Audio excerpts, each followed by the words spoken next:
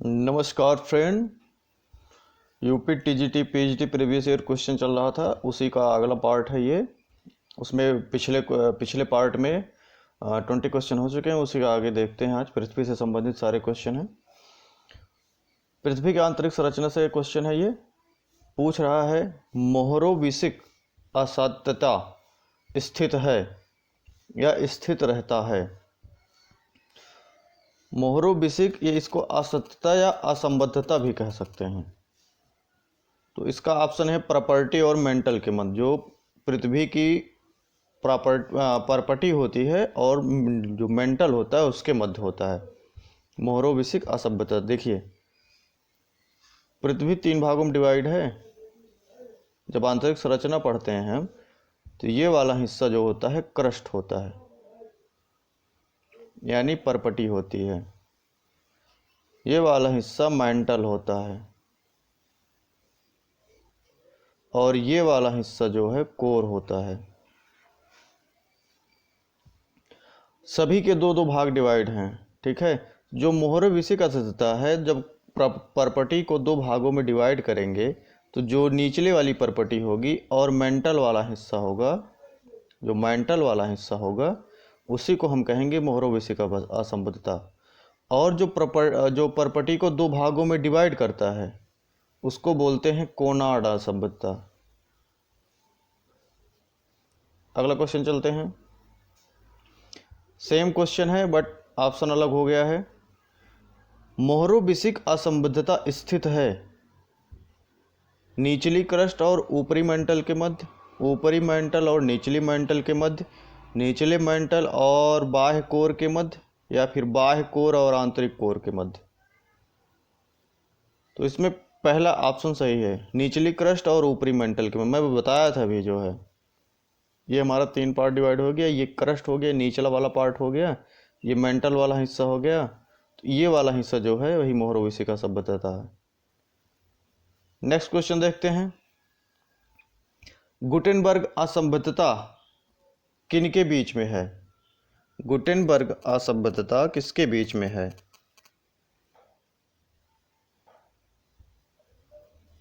सियाल व सीमा के मध्य, सियाल व अंतरतम के मध्य, मेंटल व अंतरतम के मध्य, उपयुक्त में से कोई नहीं। यहां पे अंतरतम का मतलब है कोर। ऑप्शन 3 सही है। जो मेंटल है और जो अंतरतम यानी कोर है उसके मध्य जो पाया जाता है, जो सीमा होगी, वो गुटेनबर्ग असंबद्धता। ये हमारा कोर है, ये मेंटल है। तो मेंटल को भी 2 भागों में बांटा जाता है। जो 2 भागों में बांटते हैं तो उसको वो बोलते हैं रेपटी असंबद्धता। और जो निचला मेंटल है और ऊपर वाला कोर है, यानी आउटर कोर है, तो उसको बोलेंगे गुटेनबर्ग असंबद्धता। और जो कोर को 2 भागों में डिवाइड करता है उसको बोलते हैं लेहमान असंबद्धता। नेक्स्ट क्वेश्चन है, बिसर्ट गुटेनबर्ग असंबद्धता पृथक करता है। तो भूपृष्ठ को मेंटल से, मेंटल को बाह्य कोर से, या फिर बाह्य कोर को आंतरिक मेंटल से, या फिर उपयुक्त में से कोई नहीं। इसका ऑप्शन 2 सही है। जो लोअर मेंटल और आउटर कोर है उसको पृथक करता है बिसर्ट गुटेनबर्ग असंबद्धता। अगला क्वेश्चन है, पृथ्वी की भूपटल तथा ऊपरी मेंटल के भाग में प्लेटों का संचरण निम्नांकित में से किस माध्यम से ऊर्जा प्राप्त करता है या शक्ति प्राप्त करता है? किस माध्यम से ऊर्जा प्राप्त करता है? जो ऊर्जा प्राप्त करता है, या फिर गुरुत्वाकर्षण से प्राप्त करता है, फिर रेडियो एक्टिव पदार्थों से, या फिर चट्टानों के भार से, यहाँ पे भारत लिख दिया गया, भार से होगा, या फिर संवहन से। जो ऑप्शन सही है इसका ऑप्शन 2 सही है। रेडियो एक्टिव पदार्थों से प्राप्त करता है जो ऊर्जा प्राप्त होती है। नेक्स्ट क्वेश्चन है, पृथ्वी की आंतरिक परत निफे, निफे मतलब होता है निकेल और आयरन, Fe, के निर्माण में किन तत्वों की प्रधानता होती है? निफे के निर्माण में किन तत्वों की प्रधानता होती है?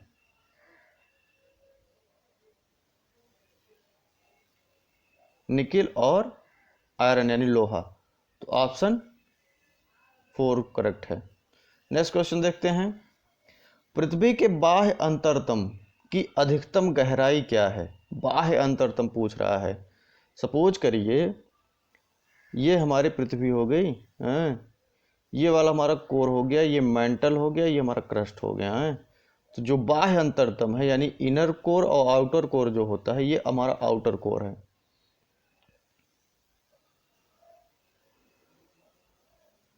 ये वाला पूछ रहे हैं कितना है?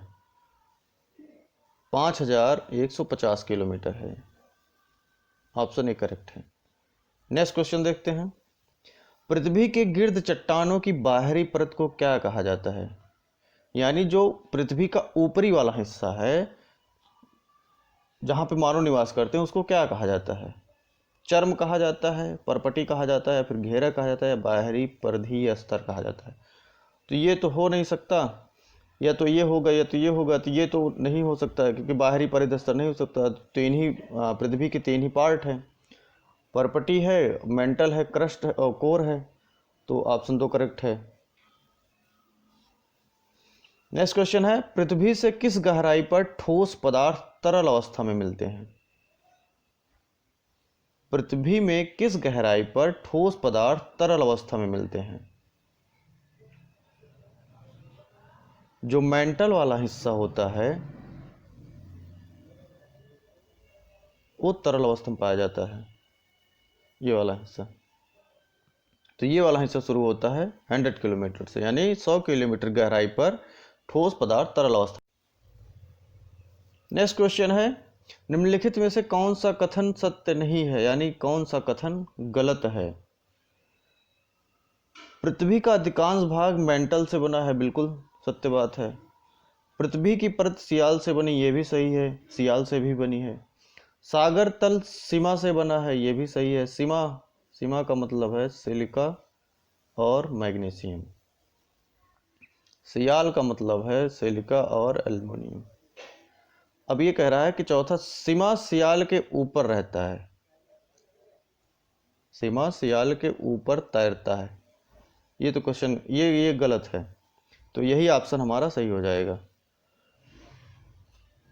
जो पृथ्वी है हमारी, इसके 3 पार्ट हैं, ये कोर है, ये मेंटल है, ये क्रस्ट है।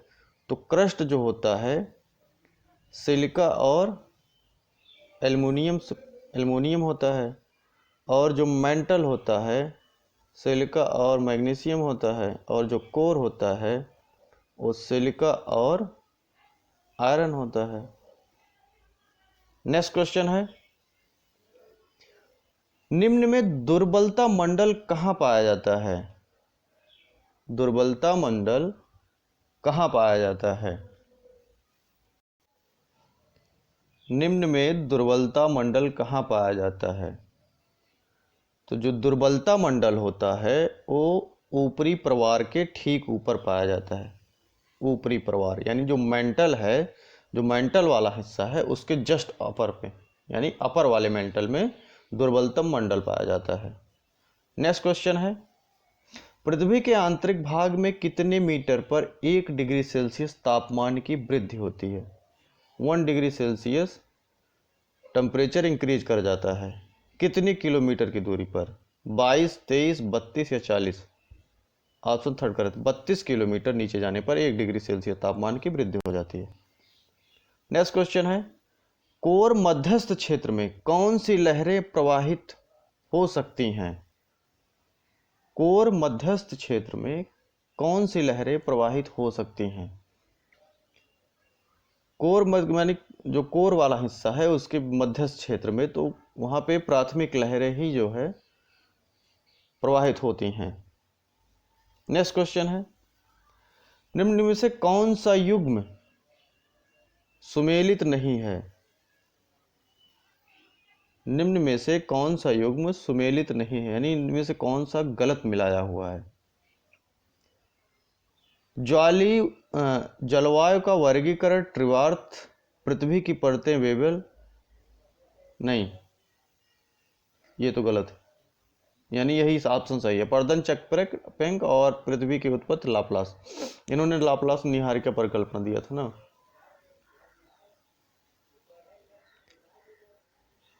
ऑप्शन 2 करेक्ट है, पृथ्वी की परतें बेबल से संबंधित नहीं है।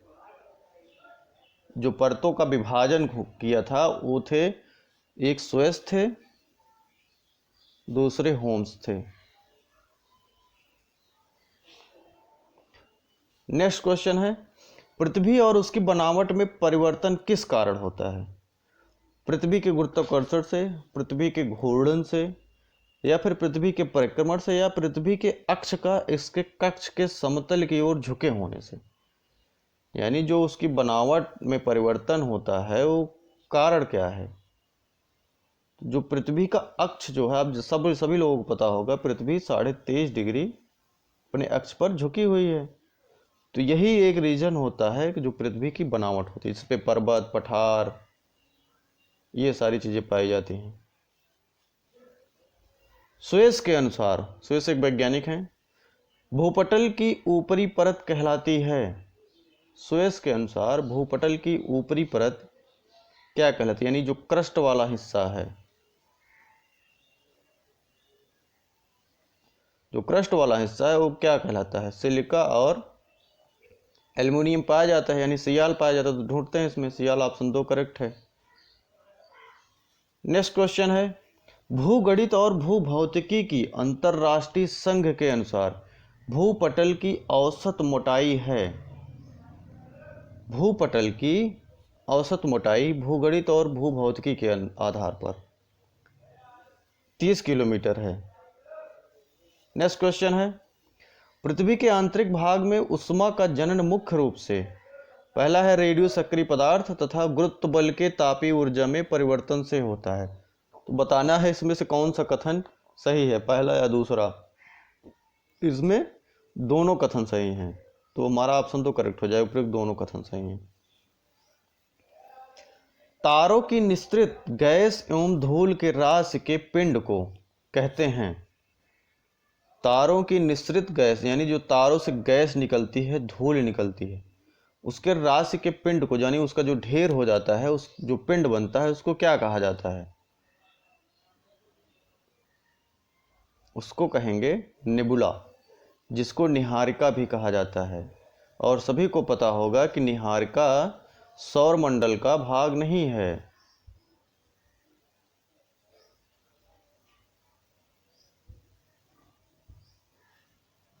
नेक्स्ट क्वेश्चन है, अंतरतार की परिकल्पना को प्रतिपादित किया था। जो अंतरतार की परिकल्पना थी उसको किसने प्रतिपादित किया था? ऑप्शन ए, ओटो स्मिथ ने। ओटो स्मिथ ने अंतरतार की परिकल्पना को प्रतिपादित किया था। पृथ्वी की उत्पत्ति विषयक नव तारा सिद्धांत के प्रतिपादक हैं। नव तारक सिद्धांत के प्रतिपादक होयल व लिटिलटन हैं, जिसको नोवा थ्योरी भी कहा जाता है।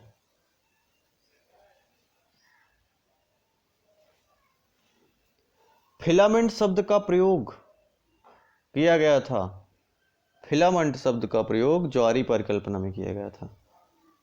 जो ज्वारी जेम्स जीन्स, और जो जेम्स जीन्स की परिकल्पना थी, ज्वारी परिकल्पना, उसे में इन्होंने फिलामेंट शब्द का प्रयोग किया था।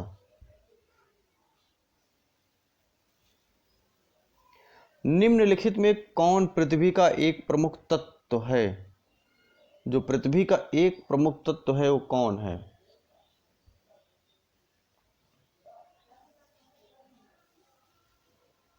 ऑप्शन 3 करेक्ट है, ऑक्सीजन।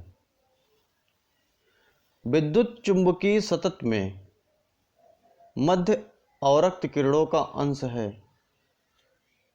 विद्युत चुंबकीय सतत में मध्य अवरक्त किरणों का अंश कितना है? ये जो है यहाँ पे माइक्रोमीटर रहेगा।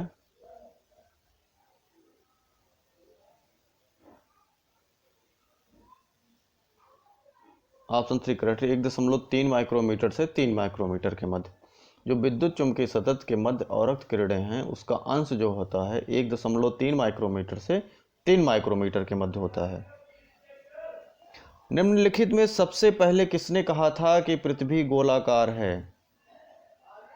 पृथ्वी गोलाकार है, सबसे पहले किसने कहा था? निम्नलिखित में सबसे पहले किसने कहा था कि पृथ्वी गोलाकार है? अरस्तु ने कहा था कि पृथ्वी गोलाकार है।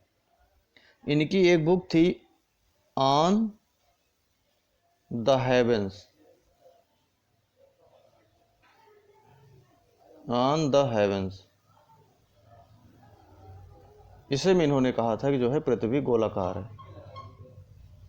नेक्स्ट क्वेश्चन है, पृथ्वी का विषुवतीय व्यास है, पृथ्वी का विषुवतीय व्यास 12,756 किलोमीटर। नेक्स्ट क्वेश्चन है, निम्नलिखित में से कौन सा एक तारा पृथ्वी के सर्वाधिक समीप है? पृथ्वी का कौन सा तारा ऐसा है जो पृथ्वी के सर्वाधिक समीप है? तो सूर्य है, और सूर्य और पृथ्वी के बीच की दूरी 149.6 करोड़ किलोमीटर।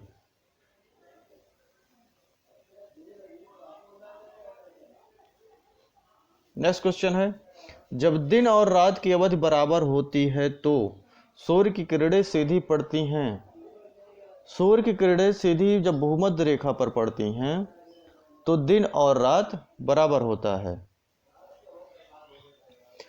पृथ्वी ग्रह की संरचना में प्रवार यानी मेंटल के नीचे क्रोड निम्नलिखित में से किस एक से बना है? एल्युमिनियम हो सकता है, लोहा हो सकता है, क्रोमियम हो सकता है, सिलिकॉन हो सकता है।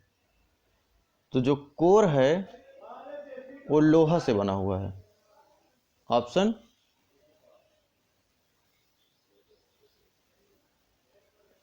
दो करेक्ट है, लोहा। नेक्स्ट क्वेश्चन है, विश्व पृथ्वी दिवस कब मनाया जाता है? विश्व पृथ्वी दिवस कब मनाया जाता है?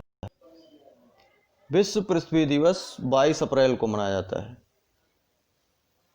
22 अप्रैल को विश्व पृथ्वी दिवस मनाया जाता है। वीडियो देखने के लिए बहुत बहुत धन्यवाद।